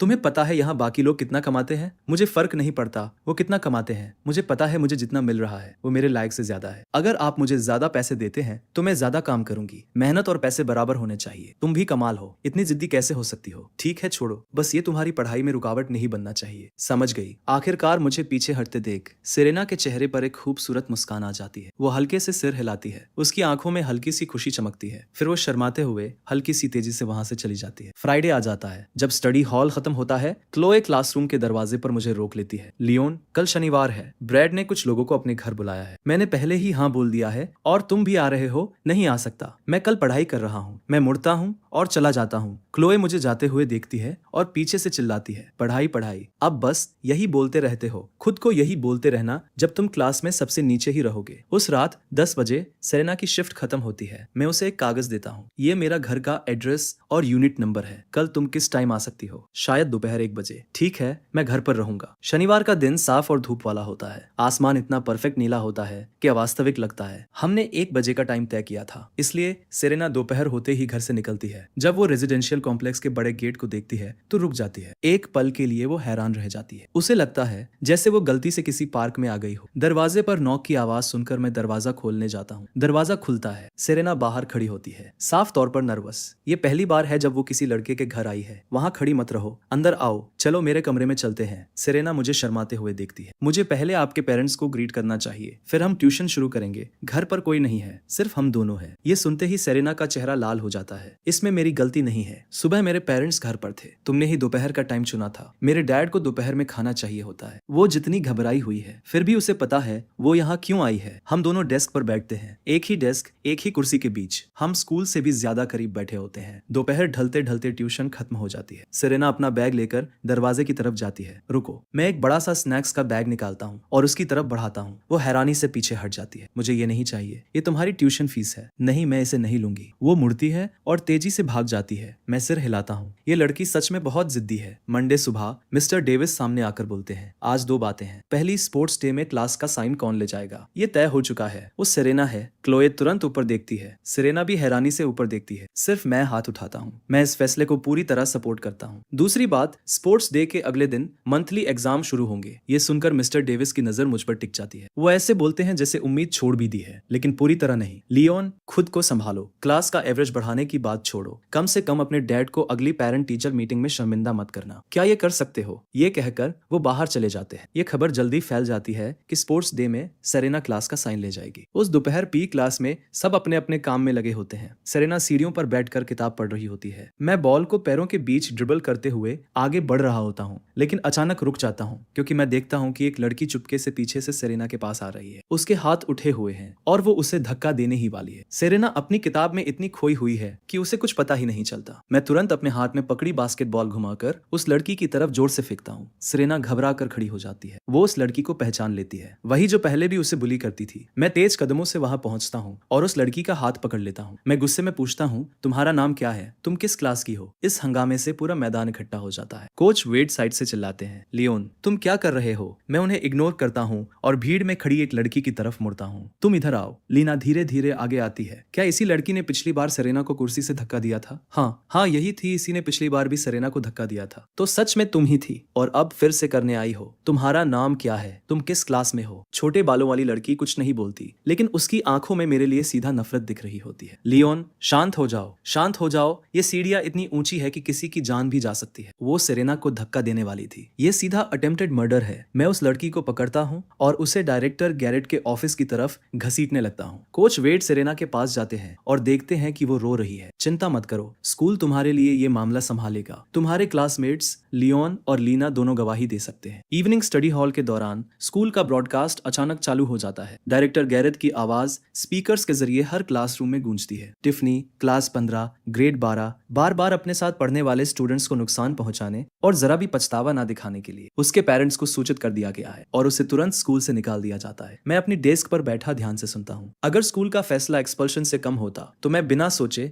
दोबारा डायरेक्टर गैरेट के ऑफिस में होता। मैं सेरेना की तरफ देखता हूँ। वो हमेशा की तरह अपने सवालों में लगी हुई है, पूरी तरह फोकस्ड। मैं उसे डिस्टर्ब नहीं करता। मैं वापस अपनी किताब में लग जाता हूँ। मेरी नजर हटते ही सेरेना थोड़ा रुकती है। उसके होंठ हल्के से खुलते हैं, जैसे वो मुड़कर मुझसे कुछ कहना चाहती हो, लेकिन आखिर में वो खुद को रोक लेती है। अगली शाम मैं सेरेना को स्टोर में इधर उधर काम करते हुए देखता हूँ। वो आज थोड़ी शांत लग रही है। 10 बजे सुपरमार्केट बंद हो जाता है। ठीक है, अब घर जाओ, रास्ते में ध्यान रखना। लेकिन सेरेना हिलती नहीं। वो वहीं खड़ी रहती है, आंखें लाल मेरी तरफ देखती हुई। लियोन, थैंक यू, लेकिन अगली बार इतना जल्दबाजी में कुछ मत करना। मैं नहीं चाहती कि मेरी वजह से तुम्हें सजा मिले। ये कहते हुए वो अपने आंसू रोकने की कोशिश करती है, फिर जल्दी से मुड़कर चली जाती है। उसकी छोटी सी परछाई जल्दी ही रात के अंधेरे में गायब हो जाती है। मैं काफी देर तक वहीं खड़ा रहता हूँ। सेरेना, काश मैं तुम्हें अपनी पिछली जिंदगी में पहले जानता। आज से मैं तुम्हारी हमेशा रक्षा करूंगा। जब मैं घर पहुंचता हूँ, मेरे डैड मुझे उसी पुराने नाराज चेहरे के साथ देखते हैं। तुम और सेरेना एक ही स्कूल में पढ़ते हो, फिर भी तुम दोनों में इतना फर्क कैसे है? वो तुमसे छोटी है, फिर भी मेहनती है, काबिल है और क्लास में टॉप करती है। वो मुझसे छोटी है। आपको कैसे पता? मैंने पिछली बार उसका आईडी देखा था, 19 सितंबर। सितंबर। वो अभी 17 की भी नहीं हुई है। मेरे हिसाब से करीब 11 दिन बाकी है। इतनी अच्छी लड़की के लिए तुम्हें नहीं लगता तुम्हें उसे कुछ गिफ्ट देना चाहिए? एक हफ्ते बाद मॉर्निंग एक्टिविटी ब्रेक के दौरान, उस रात के बाद जब सेरेना ने आंसू भरी आंखों से मुझसे वो बातें कही थी, वो मुझसे दूरी बनाए हुए है। हमारे बीच एक अदृश्य दीवार सी खड़ी हो गई है। मुझे अच्छे से पता है कि वो मुझसे नफरत नहीं करती, और ये भी नहीं कि वो एहसान फरामोश है। वो रोई थी क्योंकि उसने मुझे उसके लिए इतनी जल्दबाजी में कदम उठाते देखा, और उसे डर था कि मुझे सजा मिल जाएगी। वो ऐसी ही है, हमेशा दूसरों के बारे में सोचती है, कभी खुद के बारे में नहीं। लेकिन अभी मेरे दिमाग में कुछ और चल रहा है। सेरेना का बर्थडे बस कुछ ही दिनों में आने वाला है। मैं उसे क्या गिफ्ट दूं? तभी पास में दो लड़कियों की बात सुनाई देती है। नी हाई सॉक्स के साथ कौन से शूज अच्छे लगते हैं? व्हाइट स्नीकर्स या नॉर्मल वाले? ब्लैक लेदर शूज शायद सबसे अच्छे लगते हैं। ओहो, लेकिन मेरे पास ब्लैक लेदर शूज नहीं है। मैं उनकी बात सुनता हूँ। मुझे पक्का पता है कि सेरेना के पास भी ब्लैक लेदर शूज नहीं है। ठीक है, अब मुझे जवाब मिल गया। पिछली बार जब सेरेना का एंकल मुड़ा था, मुझे उसके शू साइज का अंदाजा हो गया था। उस शाम घर पर मैं अपने डैड को ढूंढता हूँ। डैड, मुझे परसों रात आपकी मदद चाहिए। 19 सितंबर की शाम, क्लासरूम की खिड़की के बाहर रात का आसमान तारों से भरा हुआ होता है, शांत और सपनों जैसा। सेरेना आसमान की तरफ देखती है। वो सोचती है कि दो फरिश्ते ऊपर से उसे देख रहे हैं और मुस्कुरा रहे हैं। एक उसकी माँ है और दूसरा उसका बड़ा भाई। फिर वो धीरे से सिर झुका लेती है और एक कागज पर लिखती है, हैप्पी बर्थडे सेरेना। वो उन शब्दों को देखती है। उसके होठों पर हल्की सी मुस्कान आती है, लेकिन वो जल्दी ही गायब हो जाती है, एक हल्की सी सांस के साथ। फिर वो उन शब्दों पर इतना लिखती है कि वो पूरी तरह काले हो जाते हैं। वो अपने बगल वाली खाली सीट की तरफ देखती है। आज भी मैं इवनिंग स्टडी हॉल में नहीं आया हूँ। स्कूल खत्म होने के बाद सेरेना रात में अकेले घर की तरफ चलती है। ठंडी हवा उसके पास से गुजरती है। वो अपना हाथ उठाकर अपनी आंखों के कोने से आंसू पोंछती है। उसका पिछला बर्थडे हॉस्पिटल में बीता था। तब वो सिर्फ 5 साल की थी। उसकी माँ हॉस्पिटल बेड पर थी, इतनी कमजोर की बैठ भी नहीं सकती थी। उसके डैड एक छोटा सा केक लेकर अंदर आए थे। Happy birthday Serena. वो सीधे काम से आए थे, अभी भी अपनी यूनिफॉर्म में थे, और उन्होंने धीरे से केक पर कैंडल्स लगाई थी। एक विश मांगो सेरेना। मैं चाहती हूँ कि माँ जल्दी ठीक हो जाए। उसकी माँ, जो कमजोर और थकी हुई थी, एक पल के लिए रुक जाती है, फिर रो पड़ती है। पागल बच्ची, अपनी विश जोर से नहीं बोलते। अगर बोल दोगी तो वो पूरी नहीं होगी। और सच में जो विश उसने बोल दी थी वो पूरी नहीं हुई। आखिर में उसकी माँ चली गई। सेरेना अंधेरे में अकेले चलती रहती है। वो अपने हाथ जोड़ती है और आसमान की तरफ देखती है। चुपचाप एक विश मांगती है जो सिर्फ वही जानती है, क्योंकि उसकी माँ ने उसे यही सिखाया था। विश कभी जोर से नहीं बोलनी चाहिए, नहीं तो वो पूरी नहीं होती। फिर वो सुपरमार्केट पहुंचती है और देखती है कि दरवाजा पूरा खुला हुआ है। हेलो, कोई है यहाँ? उसकी आवाज खाली सुपरमार्केट में गूंजती है। अचानक एक जोर की आवाज के साथ उसके पीछे का दरवाजा बंद हो जाता है। सेरेना का दिल जोर से धड़कने लगता है। जैसे ही डर उसे घेरने लगता है, अंधेरे में एक गर्म सफेद रोशनी फैलती है, शेल्फ के पीछे से उड़ती हुई, जैसे कोई फरिश्ता हो, और उसके साथ एक जानी पहचानी आवाज आती है, हैप्पी बर्थडे सेरेना। मैं धीरे धीरे शेल्फ के पीछे से बाहर आता हूँ। मेरे शरीर पर 2 बड़े फ्लैशलाइट बंधे होते हैं और मेरे हाथों में एक बड़ा 2 लेयर वाला केक होता है। Happy birthday kid, happy birthday Serena. मैं रुकता हूँ और सेरेना की तरफ देखता हूँ, जो पहले से ही रो रही होती है। Serena, happy 17 birthday. मैं उसे देखता हूँ, मेरे चेहरे पर बड़ी सी मुस्कान होती है। सेरेना उस लड़के को देखती है जो उसके सामने खड़ा मुस्कुरा रहा है, और उसके आंसू रुक ही नहीं रहे। इस पल में वो फरिश्ता जिसे वो हमेशा सोचती थी, जैसे सच में सामने आ गया हो, और वो उसके सामने खड़ा है। 17 साल की ये लड़की अपने आप से धीरे से कहती है, सच में दिल में रखी हुई विश ही पूरी होती है। मेरे डैड सेरेना के सिर पर बर्थडे हैट रख देते हैं। लो, हो गया, तुम बहुत प्यारी लग रही हो किड। अब तक सेरेना इतनी रो रही होती है कि उसे ठीक से दिख भी नहीं रहा। अरे शरारती लड़के, देखो तुमने क्या कर दिया। सेरेना को इतना रुला दिया। सेरेना जल्दी से मुड़ती है और सिर हिलाती है, अपने आंसू तेजी से पोंछते हुए, जैसे साबित करना चाहती हो कि वो रो ही नहीं रही थी। मेरे डैड उसकी मासूम हरकत पर हंसते हैं। मैं तो मजाक कर रहा हूँ, मैं उसे डांट नहीं रहा। मुझे तो तुम्हारी चिंता हो रही है कि तुम इतनी खुश दिन पर ऐसे रो रही हो। मेरा दिल थोड़ा भारी हो जाता है। मैंने सोचा नहीं था कि वो इतनी जोर से रोएगी, क्योंकि जितना ज्यादा वो रो रही है उतना ही साफ है कि उसे याद था कि आज उसका बर्थडे है। एक विश मांगो। मैं पहले ही मांग चुकी हूँ, तो अब कैंडल्स बुझाओ। कैंडल्स बुझाने के बाद ही विश पूरी मानी जाती है। सेरेना तुरंत सिर हिलाती है और आगे बढ़कर फूंक मारती है, लेकिन कैंडल्स नहीं बुझती। वो शर्म से मेरी तरफ देखती है। तुम्हें कोई दिक्कत तो नहीं अगर मैं तुम्हारी विश में शामिल हो जाऊं? सेरेना इतनी तेजी से सिर हिलाती है कि जैसे धुंधला हो जाए। फिर हम दोनों साथ में झुकते हैं, गाल फुलाकर, और कैंडल्स बुझा देते हैं। स्टोर की लाइट्स जल जाती है। मैं हल्की सी शर्मीली मुस्कान के साथ सेरेना को देखता हूँ। इस बार वो नजरें नहीं हटाती। उसकी लाल और भीगी हुई आंखें उसके चेहरे पर चमक रही होती है। चलो सब लोग, केक टाइम। तुम बड़े लोग मीठा कम खाना, बस थोड़ा सा ले लो। बाकी हमारी बर्थडे गर्ल अपने फैमिली के लिए घर ले जाएगी। बहुत है, तुम लोग भी खाओ। मैं पहला पीस सेरेना को देता हूँ। लो बर्थडे गर्ल। सेरेना सिर झुकाकर धीरे से एक छोटा सा बाइट लेती है। उसकी आंखों के कोनों में अब भी आंसू चमक रहे होते हैं। किड, आज जल्दी घर चले जाना। थैंक यू बहुत ज्यादा। रात के अंधेरे में मैं सेरेना को चौराहे तक छोड़ने जाता हूँ। बाकी केक अपने हाथ में लेकर इसे अच्छे से पकड़ना, इसे अपने डैड के लिए घर ले ले जाना। जैसे ही वो इसे लेती है, मैं अपना बैग सामने घुमाता हूँ और अचानक उसके पीछे इशारा करता हूँ, देखो वहाँ क्या है। सेरेना तुरंत पीछे मुड़ती है, लेकिन उसे कुछ नहीं दिखता। वो वापस मुड़ती है कंफ्यूज होकर और अपने सामने एक जोड़ी ब्लैक लेदर शूज और एक पिंक हेयर क्लिप देखती है। Tada birthday gift. वो जम जाती है और उसकी आंखें तुरंत लाल हो जाती है। मेरी मुस्कान नरम पड़ जाती है। मैं आगे बढ़कर उसके आंसू पोंछ देता हूँ। अरे अरे, फिर से रो रही हो। मैं सच में तुम्हारे साथ क्या करूं? तुम आंसुओं से बनी हो क्या? मुझे ये नहीं पता कि सेरेना लगभग कभी रोती ही नहीं है। उसके सारे सालों से रुके हुए आंसू जैसे पिछले आधे महीने में निकल आए हैं, इस लड़के की वजह से जो बिना किसी चेतावनी के उसकी जिंदगी में आ गया। मैं शूज और हेयर क्लिप उसकी तरफ बढ़ाता हूँ। लो बर्थडे गर्ल, अगर तुम्हें अजीब लग रहा है तो जब मेरा बर्थडे आए मुझे कुछ दे देना, हम बराबर हो जाएंगे। सेरेना मजबूती से सिर हिलाती है। वो घर जाने के लिए मुड़ती है, फिर अचानक वापस मुड़ती है, जैसे उसे कुछ याद आया हो। लियोन, क्या तुम कल सुबह मुझे स्कूल तक छोड़ सकते हो? बस ओस्मेंथस लेन के एंट्रेंस पर मेरा इंतजार करना। कल स्पोर्ट्स मीटिंग का ओपनिंग सेरेमनी है और पूरी क्लास को परेड में चलना है। शायद सेरेना नहीं चाहती कि वो यूनिफॉर्म में अकेले सड़क पर चले और लोग उसे देखें। ठीक है, थैंक यू। चलो कल 7 बजे, नहीं 7:30। अगली सुबह मैं तय जगह पर ओस्मेंथस लेन के एंट्रेंस पर पहुंच जाता हूँ। थोड़ी ही देर में सेरेना भी वहां आ जाती है। मैं उसे देखकर कंफ्यूज हो जाता हूँ। तुम्हारी क्लास यूनिफॉर्म कहाँ है? मेरे नॉर्मल यूनिफॉर्म के नीचे है। लेदर शूज मेरे बैग में है। जब हम क्लासरूम पहुंचते हैं, लड़कियां सेरेना को हैरानी से ऊपर से नीचे तक देखती हैं। ये यूनिफॉर्म में क्यों नहीं है? सेरेना किसी को इग्नोर करती है। वो अपना बैग रखती है, अपनी सीट के पास रखा क्लास साइन उठाती है और क्लास के पीछे जाकर प्रैक्टिस करने लगती है। उसका एक्सप्रेशन पूरी तरह फोकस्ड और सीरियस होता है, मेरी नजरों से बिल्कुल भी प्रभावित नहीं। मैं नजरें हटा लेता हूँ और अपनी डेस्क पर चुपचाप बैठ जाता हूँ। मेरे पीछे सेरेना कोने में आगे पीछे चलते हुए क्लास साइन के साथ प्रैक्टिस कर रही होती है। सुबह की हल्की हवा खिड़की से अंदर आती है और उसके बालों को धीरे धीरे हिलाती है। धीरे धीरे क्लासरूम भरने लगता है। फिर मिस्टर डेविस अंदर आते हैं। सब लोग अपनी क्लास यूनिफॉर्म पहन लो। जैसे ही म्यूजिक शुरू होगा, नीचे जाओ और फॉर्मेशन में खड़े हो जाओ। सेरेना ये सुनते ही अपना रेगुलर यूनिफॉर्म उतार देती है। तुम मुझे क्यों देख रहे हो? क्योंकि तुम अच्छी लग रही हो। साफ बात है,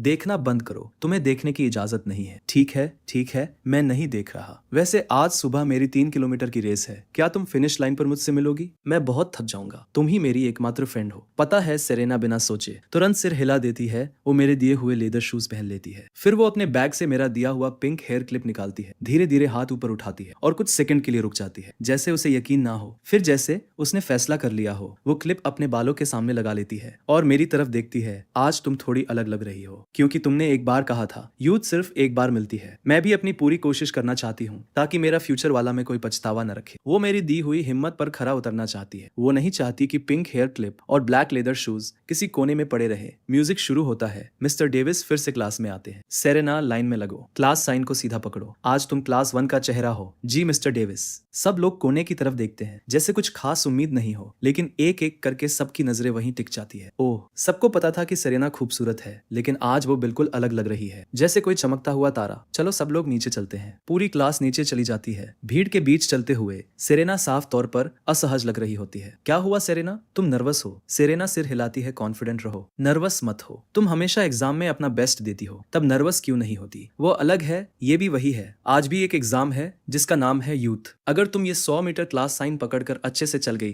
तो तुम्हारी यूथ को परफेक्ट स्कोर मिल जाएगा। क्या तुम मुझ पर भरोसा करती हो? सेरेना अभी भी सिर झुकाए रहती है, कुछ नहीं बोलती। तुम मेरे दिए हुए बर्थडे गिफ्ट पहन रही हो, क्या वो तुम्हें हिम्मत देने के लिए काफी नहीं है? ये सुनते ही सेरेना अचानक ऊपर देखती है। उसकी आंखें चमक उठती है, जैसे आसमान में ढेर सारे तारे हो। मुझे पता भी नहीं चलता, लेकिन मैंने कुछ ऐसा कह दिया है जो सेरेना के लिए मेरी सोच से कहीं ज्यादा मायने रखता है। सेरेना क्लास साइन को कसकर पकड़ती है। उसकी नजरें स्थिर हो जाती है और वो क्लास के आगे जाकर खड़ी हो जाती है। और मैं, क्योंकि मैं लंबा हूँ, मुझे फॉर्मेशन के सबसे पीछे खड़ा होना पड़ता है। अब हमारी तरफ बढ़ रही है क्लास 1 ग्रेड 12। आइए इन्हें जोरदार तालियों से स्वागत करें। अचानक सेरेना क्लास साइन लेकर फॉर्मेशन के बीच से वापस चलती हुई आती है और सीधे मेरे सामने आकर रुक जाती है। उसका सिर झुका हुआ है, गाल लाल है और वो मेरा हाथ पकड़ लेती है। वो मुझे खींचकर आगे ले जाती है। रुको, तुम क्या कर रही हो? सेरेना कुछ नहीं बोलती। मिस्टर डेविस हल्का सा अजीब हंसते हैं। सेरेना, तुम इसे यहाँ क्यों खींच कर ला रही हो? वो फिर भी कुछ नहीं बोलती। तुम यहाँ खड़े क्या कर रहे हो? वापस जाओ, खुद को खास समझते हो क्या? मैं कंधे उचकाता हूँ और वापस जाने लगता हूँ। तभी सेरेना सिर झुकाए हुए फिर से मेरा हाथ पकड़ लेती है। देखिए, मैं वापस जाने से मना नहीं कर रहा, ये मुझे जाने ही नहीं दे रही। मिस्टर डेविस के पास कोई जवाब नहीं होता। सब जानते हैं कि वो सेरेना को ज्यादा डांटते नहीं है। लियोन, फ्रंट रो में खड़े हो जाओ। सॉरी, इमरजेंसी में बुलाना पड़ा। थोड़ी जगह बनाओ। क्लोए ये सब देखती है और बोलती है, मिस्टर डेविस, लियोन तो लड़का है, उसे हमारे साथ खड़े होने का क्या हक है? क्योंकि मैं क्लास टीचर हूँ, बस इसलिए। सेरेना ये कंफर्म करती है कि मैं उसके ठीक पीछे खड़ा हूँ और धीरे से राहत की सांस लेती है। वो इस एग्जाम को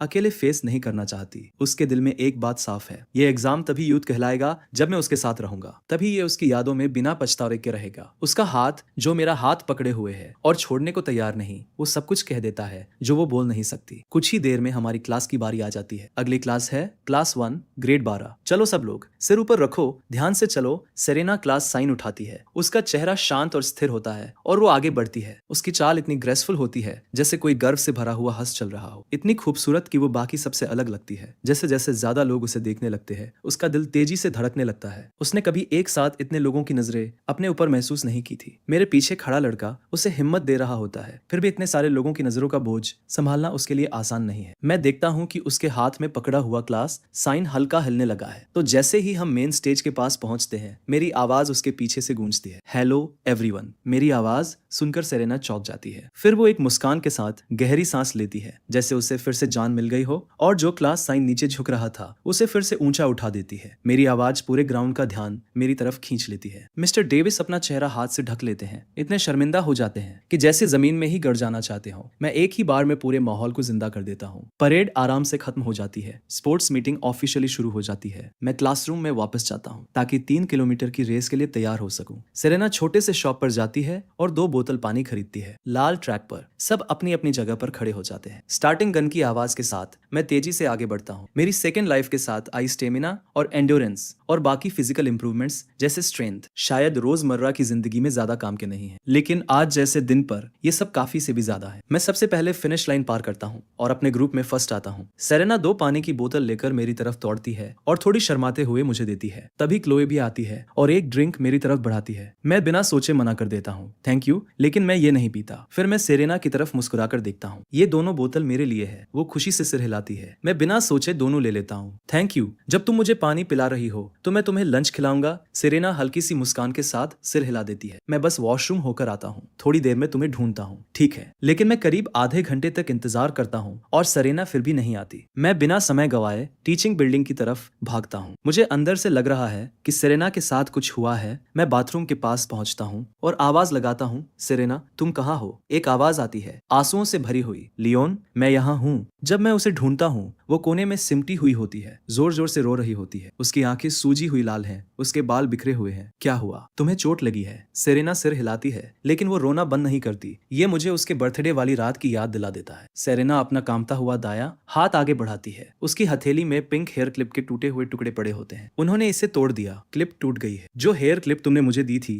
वो टूट गई है। मैंने इसे जोड़ने की कोशिश की, मैं नहीं कर पाई। मैंने बहुत कोशिश की फिर भी नहीं कर पाई। लियोन मैं क्या करूं? मैं इसे ठीक नहीं कर सकती। सेरेना ऐसे लग रही होती है जैसे उसने अपनी सबसे कीमती चीज खो दी हो, कुछ ऐसा जो एक बार टूट जाए तो फिर कभी पूरी तरह वापस नहीं आता। मेरी भौहें सिकुड़ जाती है, मेरे सीने में कुछ चुभता है। मैंने उसके चेहरे पर कभी इतना दर्द और निराशा नहीं देखी थी। मैं खुद को रोक नहीं पाता और उसे धीरे से अपनी बाहों में खींच लेता हूँ। ठीक है, सब ठीक है। अगर ये टूट गया है तो मैं तुम्हें नया दिला दूंगा। अगर 1 से काम नहीं चला तो 2, अगर 2 से नहीं तो 3, अगर 3 से नहीं तो 30। मेरी बात सुनकर सेरेना और जोर से सिसकने लगती है, जैसे उसके अंदर का सारा दर्द बाहर निकल रहा हो। मैं उसके बालों को धीरे धीरे सहलाता हूँ और नरमी से बोलता हूँ, मुझ पर भरोसा करो सेरेना, इस बार तुम्हारे पास मैं हूँ। अब तुम अकेली नहीं हो। अपने दुख में डूबी हुई सेरेना कुछ नहीं बोलती। उसकी रोने की आवाज धीमी है, दबाई हुई, लेकिन दर्द से भरी हुई। मुझे नहीं पता उसने कितनी बार ऐसे चुपचाप रोया होगा, लेकिन इतना जरूर पता है कि शायद पहली बार उसकी जिंदगी में ऐसा हुआ है कि जब वो टूटी हुई है तो किसी की बाहें उसे संभालने के लिए मौजूद है। मैं खुद से धीरे से कहता हूँ, शायद यही लड़की वजह है कि मुझे दूसरी जिंदगी मिली। इस बार जब तक मैं हूँ, कोई भी कुछ भी, ना लोग ना किस्मत उसे फिर से चोट नहीं पहुंचा पाएंगे। धीरे धीरे सेरेना खुद को संभालने लगती है। उसका रोना कम हो जाता है। सॉरी? तुम किस बात के लिए सॉरी बोल रही हो? अभी मुझे पकड़कर रखने के लिए। इसमें सॉरी बोलने जैसी कोई बात नहीं है। जब मैं दुखी होता हूँ तो मैं भी पास वाले को पकड़ लेता हूँ, और वैसे भी पहले मैंने तुम्हें पकड़ा था। सेरेना कुछ नहीं बोलती। तुम्हें भूख लगी है? वो हल्का सा सिर हिलाती है। मैं अपना हाथ आगे बढ़ाता हूँ। चलो, मैं उसका हाथ पकड़ता हूँ और उसे बाहर ले जाता हूँ। कैंपस के रास्ते पर दोनों तरफ हरे भरे पौधे लगे होते हैं और हम धीरे धीरे चलते हैं, एक दूसरे से बस 1 हाथ की दूरी पर। मैं उससे ये नहीं पूछता कि वो लड़कियां कौन थी या किस क्लास की थी, क्योंकि मुझे पता है सेरेना कभी नहीं बताएगी। वो अपने दर्द को खुद सहना पसंद करेगी, बजाय इसके कि वो किसी और पर बोझ बने। मैं उसकी तरफ मुड़ता हूँ। तुम किस फ्लोर पर खाना खाना चाहती हो? क्या खाने का मन है? कुछ भी चलेगा। खाने के बाद सेरेना बचा हुआ खाना पैक करती है है और घर की तरफ निकल जाती है। वो कुछ नहीं कहती, लेकिन मुझे पता है कि वो अपने डैड के लिए है। दोपहर में स्टूडेंट्स धीरे धीरे वापस क्लास में आने लगते हैं। सेरेना मेरी खाली सीट की तरफ देखती है और उसके चेहरे पर हल्की चिंता आ जाती है। तभी मिस्टर डेविस अचानक दरवाजे पर आ जाते हैं। तुम सब यहाँ बैठे क्या कर रहे हैं? नीचे जाओ और अपने क्लासमेट्स के लिए चीयर करो। सब लोग धीरे धीरे उठते हैं और स्पोर्ट्स फील्ड की तरफ चल पड़ते हैं। कोच वेड मिस्टर डेविस को क्लास लेकर आते देख जल्दी से उनके पास आते हैं। उनके चेहरे पर चिंता होती है। क्या लियोन आया है? शॉर्ट पुट शुरू होने वाला है और मैंने उसे चेक इन करते नहीं देखा। मिस्टर डेविस हैरान रह जाते हैं। मैंने भी उसे नहीं देखा। मुझे लगा वो पहले ही फील्ड में चला गया होगा। क्या किसी ने लियोन को देखा है? सब लोग सिर हिलाते हैं। क्या उसका टर्न थोड़ा आगे बढ़ा सकते हैं? इसके लिए कोई नियम नहीं है। अगर वो अपना टर्न मिस करता है तो वो डिस्क्वालीफाई हो जाएगा। आखिर लियोन गया कहाँ है? तभी मेन स्टेज की तरफ कुछ अजीब होता है। लड़कों और लड़कियों, आज अपना पूरा दम लगा दो। हर सांस में ताकत होनी चाहिए। अरे अरे, तुम कौन हो?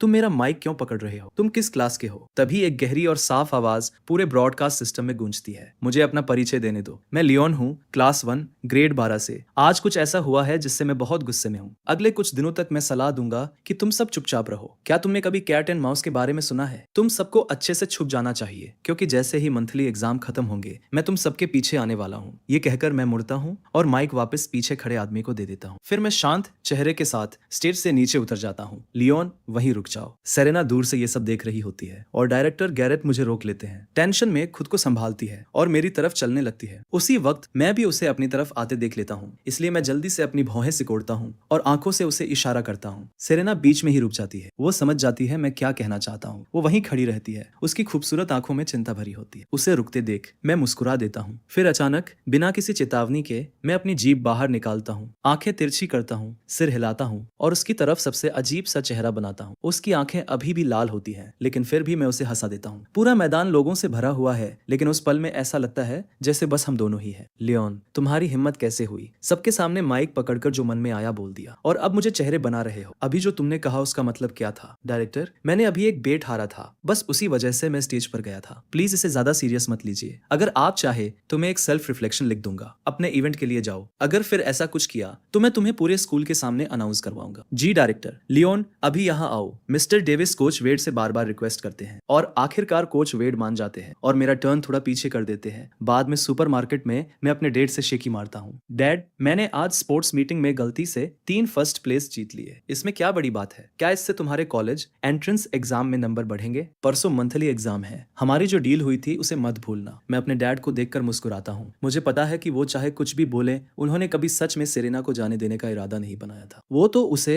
अपनी होने वाली बहू के तौर पर देखने लगे हैं। उनके लिए बहू के मामले में फैमिली बैकग्राउंड या पैसे मायने नहीं रखते। वैसे वो खुद एक छोटे से सुपरमार्केट चलाने वाले इंसान है। मेरे 3 चाचा बहुत पावरफुल लोग हैं और इस जनरेशन में अकेला लड़का होने की वजह से उन्होंने हमेशा मुझे बहुत लाड किया है। उनकी बस एक ही उम्मीद है कि मैं यूनिवर्सिटी में जाऊं ताकि वो मेरे फ्यूचर को सेट कर सके, लेकिन मैं उनके लिए पूरी तरह निराशा निकला हूं। इसलिए मेरे डैड की नजर में सेरेना हमारे परिवार के जैसे उद्धार करने वाली है और उन्हें यह भी पता है कि मैं सेरेना की बहुत परवाह करता हूँ। सेरेना कहाँ है? तुम दोनों साथ में वापस नहीं आए। वो पहले घर चली गई, वो बाद में आएगी। वैसे तुम्हें उसके फैमिली के बारे में कुछ पता है? उसके भाई बहन है क्या? सच कहूँ तो मुझे उसके फैमिली के बारे में लगभग कुछ भी नहीं पता। तुम उसे इतना पसंद करते हो और तुमने ये तक नहीं पूछा। डैड, हर इंसान के चारों तरफ एक अदृश्य खोल होता है। वो उसके सबसे नाजुक हिस्सों की रक्षा करता है। अगर उस खोल को ज्यादा जोर से धक्का दिया जाए तो वो टूट जाता है और उसके अंदर का इंसान भी उसके साथ टूट जाता है। मेरे डैड मुझे खाली नजरों से देखते रह जाते हैं। मैं हल्के से हंसता हूँ। बिल्कुल, तुम जैसे लोग जो सब कुछ लेकर बड़े हुए, तुम्हें ऐसे किसी खोल की जरूरत कभी पड़ी ही नहीं। तुमने अपनी स्कूल लाइफ बिना किसी टेंशन की आराम से निकाल दी। तुम्हारी हर याद बस खुशियों से भरी है। अच्छा, अब देखो तुम अपने डैड को लेक्चर दे रहे हो। मैं काम पे जा रहा हूँ। डिनर के बाद सेरेना स्टोर पर आती है। तुम आ गए लियोन, मुझे तुमसे कुछ कहना है। क्या? सेरेना मुझे देखती है और सीरियस होकर पूछती है, तुम क्या करने वाले हो? क्या करने वाला हूँ? मैं सोच रहा हूँ रात को कुछ खाना खाऊं, शायद तुम्हारे साथ मूवी देखूं। फिर मेरा मतलब है उन लड़कियों के बारे में तुम क्या करने वाले हो? मैं एक पल रुकता हूँ, फिर मुस्कुराता हूँ। मैं कुछ नहीं करने वाला, बस उन्हें थोड़ा डराऊंगा, ये दिखाने के लिए कि मुझसे पंगा लेना आसान नहीं है, ताकि वो दोबारा कुछ करने की हिम्मत न करे। सच में? बिल्कुल। मैं देखता हूँ कि उसकी आंखों में थोड़ी राहत आ जाती है। मैं मुस्कुराकर पूछता हूँ, एग्जाम के बाद नेशनल हॉलीडे है, तुम्हारा क्या प्लान है? काम? क्या तुम काम नहीं कर सकते? नहीं, ठीक है, बाद में देखते हैं। शायद मैं तुम्हें कहीं घुमाने ले जाऊं। अभी के लिए काम शुरू करते हैं। सेरेना। स्पोर्ट्स मीटिंग अपने आखिरी दिन पर पहुंच जाती है। सेरेना छोटे से शॉप के बाहर खड़ी होती है, हाथ सामने जोड़कर। आज क्या चाहिए किड? फिर से पानी। सेरेना शेल्फ पर रखे ड्रिंक्स को देखती है। हालांकि मैंने उसे कहा था कि सादा पानी बेहतर है, लेकिन उसे पता है कि अच्छा ड्रिंक पानी से ज्यादा स्वादिष्ट होता है। ये वाला कितने का है? 3 युआन एक बोतल। सेरेना अपने होठ दबाकर धीरे से पूछती है, क्या 2 बोतल 5 युआन में मिल सकती है? बिल्कुल कोई दिक्कत नहीं। सेरेना पैसे देती है, दोनों बोतल अपने हाथ में लेती है, थैंक यू बोलती है और तुरंत मुड़कर चली जाती है, जैसे उसे डर हो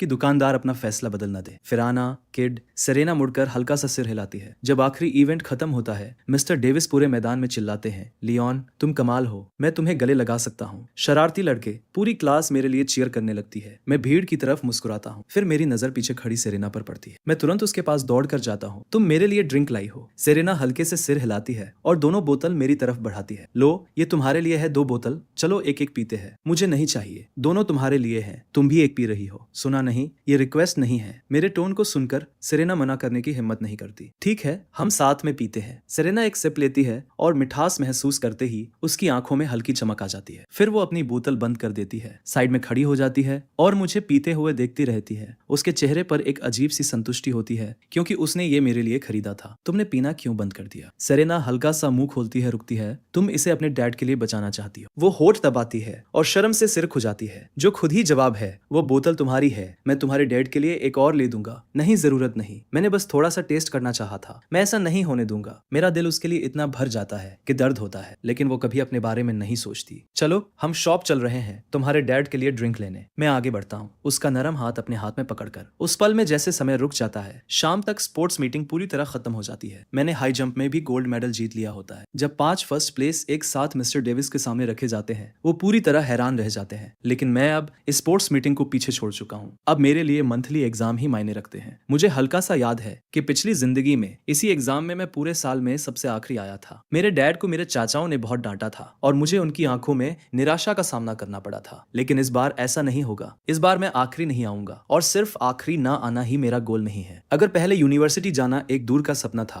तो अब मेरा गोल है उसी यूनिवर्सिटी में जाना जहां सेरेना जाएगी। अगर हम एक ही जगह नहीं होंगे तो उसकी रक्षा कौन करेगा? इसलिए सेरेना ही मेरे लड़ने की वजह है। शाम को मैं घर लौटता हूँ। मॉम, डैड, आज मेरे लिए डिनर मत बनाना, मैं पढ़ाई करने वाला हूँ। एक रात बची है और अब तुम्हें पढ़ाई करनी है। क्या आखिरी समय में सब कुछ रखने वाले हो? डैड, बस मुझे करने दीजिए। मैं अपने कमरे में जाता हूँ और घंटों तक लगातार पढ़ाई करता हूँ। अब मैं किसी को निराश नहीं करूंगा। मेरे पेरेंट्स, जिन्होंने कभी मुझ में कोई टैलेंट नहीं देखा था। मेरे अंकल्स, जिन्होंने मेरा फ्यूचर सेट करने के लिए हर कोशिश की। और वो लड़की जो हर वीकेंड बिना फेल हो आती है और इतनी शांति से मुझे पढ़ाती है। अगली सुबह ब्रेकफास्ट के बाद मैं एग्जाम रूम 30 की तरफ जाता हूँ, जहाँ पूरे साल के कमजोर स्टूडेंट्स इकट्ठा होते हैं। अंदर सब लोग ऐसे बातें कर रहे होते हैं जैसे कोई सुबह का बाजार हो। अचानक पूरा क्लासरूम बिना किसी वजह के शांत हो जाता है। पता चलता है कि सेरेना अंदर आई है, साफ और शांत। वो इस कमरे में बिल्कुल अलग लग रही होती है। सब लोग उसे हैरानी से देखते हैं। स्पोर्ट्स मीटिंग से पहले सब जानते थे कि सेरेना टॉप स्टूडेंट है। स्पोर्ट्स मीटिंग के बाद सबने देख लिया था कि वो कितनी खूबसूरत है, इसलिए सब सच में कंफ्यूज है। वो यहाँ क्या कर रही है? सेरेना रुक जाती है और एक पल के लिए वहीं खड़ी रहती है। फिर वो सीधे मेरे पास आती है। Good morning. ग्रीटिंग के बाद वो जल्दी से आखिरी खाली सीट पर बैठ जाती है। सब लोग फिर से हैरान रह जाती है। ये यहाँ क्यों बैठ रही है? तुम सब क्या देख रहे हो? क्या तुमने पहले कभी कुछ दिलचस्प नहीं देखा? सब लोग तुरंत चुप हो जाते हैं। मैं क्लास के कोने में जाकर बैठ जाता हूँ। जैसे ही मैं बैठता हूँ, मिस शॉ एग्जाम सुपरवाइजर बनकर अंदर आती है। वो सामने आकर खड़ी होती है। एग्जाम अभी शुरू होगा, सब कुछ हटा दो, या तो यहाँ डेस्क पर रख दो या बाहर कॉरिडोर में। सेरेना अपना बैग उठाती है और खड़ी होने वाली होती है। तभी मैं उसका बैग ले लेता हूँ। उसे थैंक यू बोलने का मौका भी नहीं मिलता और मैं पहले ही आगे चल देता हूँ। एक नीला बैग और एक पिंक बैग मेरे हाथ में होता है। जब मैं वापस आकर बैठता हूँ, सेरेना थोड़ा आगे झुकती है और धीरे से मेरे कान के पास बोलती है, थैंक यू। अरे, इसके लिए थैंक यू बोलने की जरूरत नहीं है। सेरेना कुछ नहीं बोलती। वो चुपचाप आगे देखती है जहाँ पिंक बैग नीले बैग के साथ रखा होता है। हमारे पास का पर्दा हल्के से हिल रहा होता है। वो पल शांत और सुकून भरा होता है। नीचे सीटी बजती है, एग्जाम शुरू हो जाता है। मिस शॉ सामने बैठकर पूरे कमरे को देख रही होती है। कुछ लोग ख्यालों में खोए हैं, कुछ खिड़की के बाहर देख रहे हैं, कुछ सिर झुकाकर सो रहे हैं। ये स्टूडेंट्स एग्जाम देते हुए नहीं लग रहे जैसे सजा काट रहे हो। तभी एक कोने से पेन चलने की आवाज आती है। Miss Shaw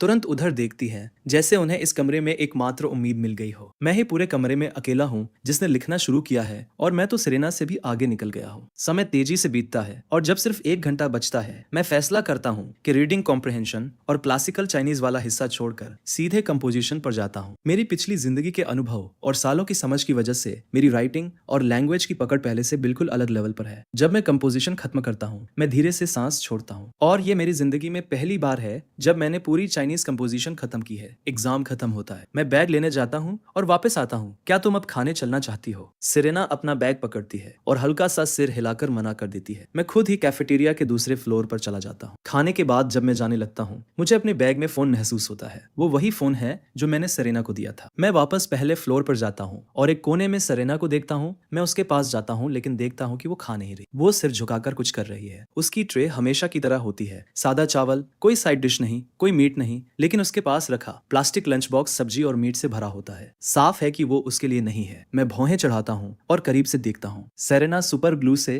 pink hair clip के टूटे हुए टुकड़ों को जोड़ने की कोशिश कर रही होती है। अचानक मुझे दुनिया बहुत ही गलत लगने लगती है। कुछ लोग अपनी पूरी ताकत सिर्फ दिन निकालने में लगा देते हैं। सेरेना 50 सेंट का चावल खाती है, 2 युआन 50 का ग्लू खरीदती है और एक ऐसे क्लिप को ठीक करने की कोशिश करती है जिसकी किसी और के लिए कोई कीमत नहीं है, और साफ दिख रहा है कि ये कोशिश बेकार है। तो आखिर उसके लिए सबसे जरूरी क्या है? वो खुद, उसका डैड, या ये हेयर क्लिप? मुझे लगता है शायद इसलिए क्योंकि उसे कभी गिफ्ट नहीं मिले। वो हर चीज को अपनी पूरी जान से पकड़ कर रखती है। लेकिन मैंने तो उसे कहा था कि मैं उसे जितने चाहे उतने हेयर क्लिप दिला दूंगा। फिर भी वो इसी टूटे हुए क्लिप को ठीक करने में लगी है। ग्लू उसके हाथ की त्वचा पर जलन पैदा कर रहा होता है, फिर भी वो कोशिश करती जा रही। आखिर मैं और नहीं सह पाता। मैं आगे बढ़कर उसके कंधे को छूता हूँ। तुम यहाँ छुप कर क्या कर रही हो? मैं तुम्हें हर जगह ढूंढ रहा था। मेरी आवाज सुनकर सेरेना तुरंत अपने हाथ नीचे कर लेती है। मैं उसके पास बैठता हूँ और उसे दर्द भरी नजर से देखता हूँ। वो मेरी आंखों में नहीं देखती। मैं अपने बैग से फोन निकालता हूँ। वो उसे देखकर हैरान हो जाती है और तुरंत मना करने की कोशिश करती है। मैं ये तुम्हें दे नहीं रहा हूँ, मैं बस तुम्हें उधार दे रहा हूँ। सुपरमार्केट में काम करते हुए बिना फोन के तुम कैसे संपर्क में रहोगी? और जब मैं किसी सवाल में फंस जाऊंगा तो तुम्हें कॉल भी करूंगा। सेरेना नोटिस करती है कि ये नया नहीं है, तभी वो धीरे से उसे ले लेती है। ठीक है, मैं घर जा रहा हूँ, तुम खाना खा लो। मैं खड़ा होता हूँ और एक बार फिर उसकी ट्रे में रखे सादे चावल की तरफ देखता हूँ, लेकिन इस बार कुछ नहीं बोलता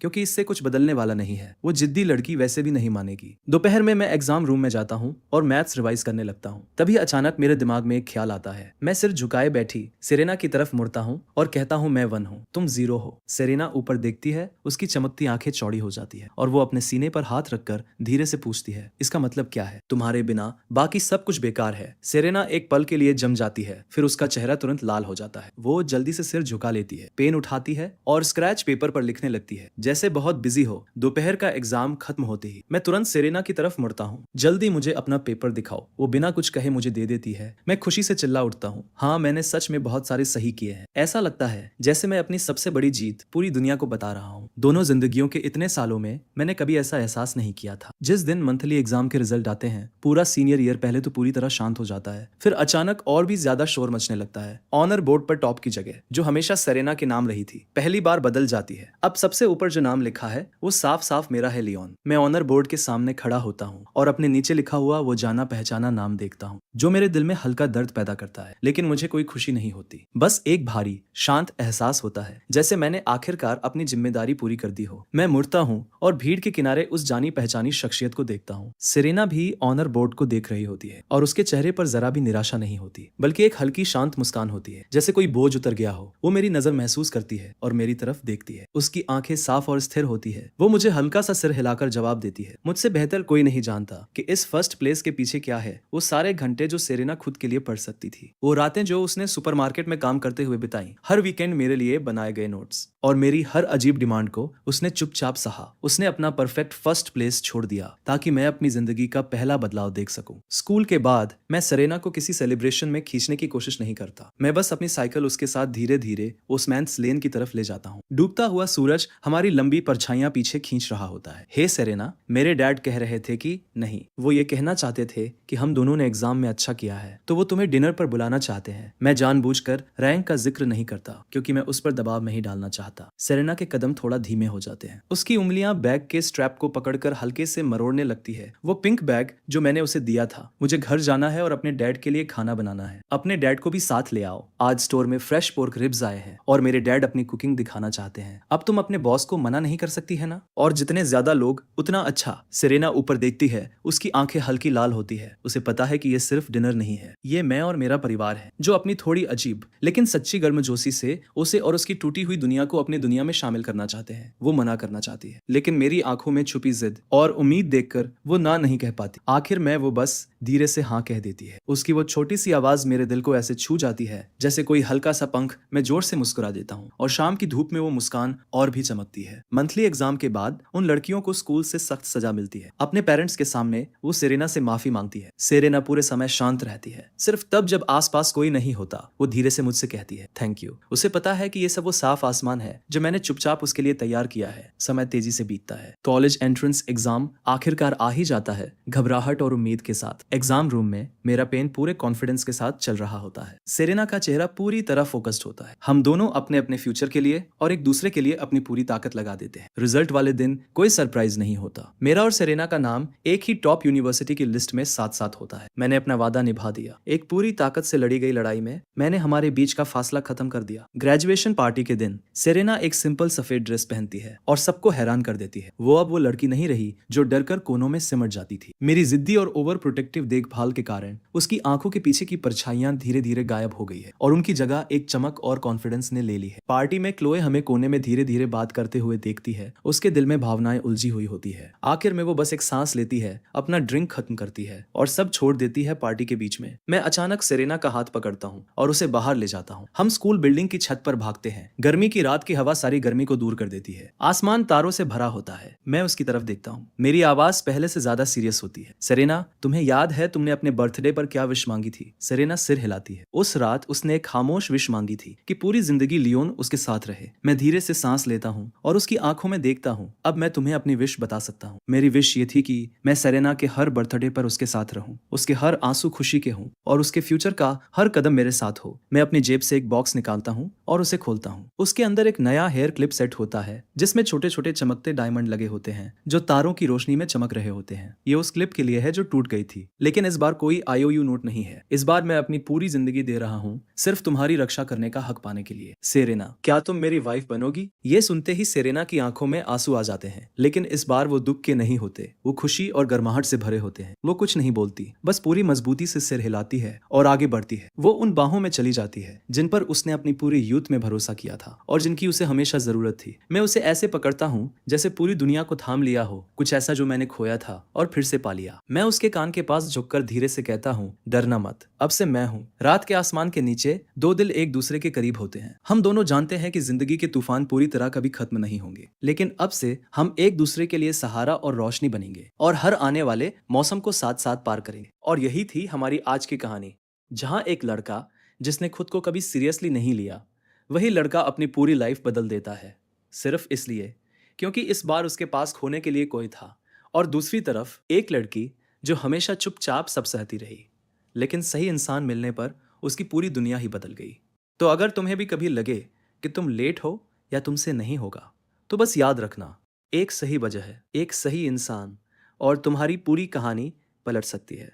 अगर स्टोरी पसंद आई हो तो लाइक ज़रूर करना और ऐसे ही और दमदार रिकेप्स के लिए चैनल को सब्सक्राइब करना मत भूलना।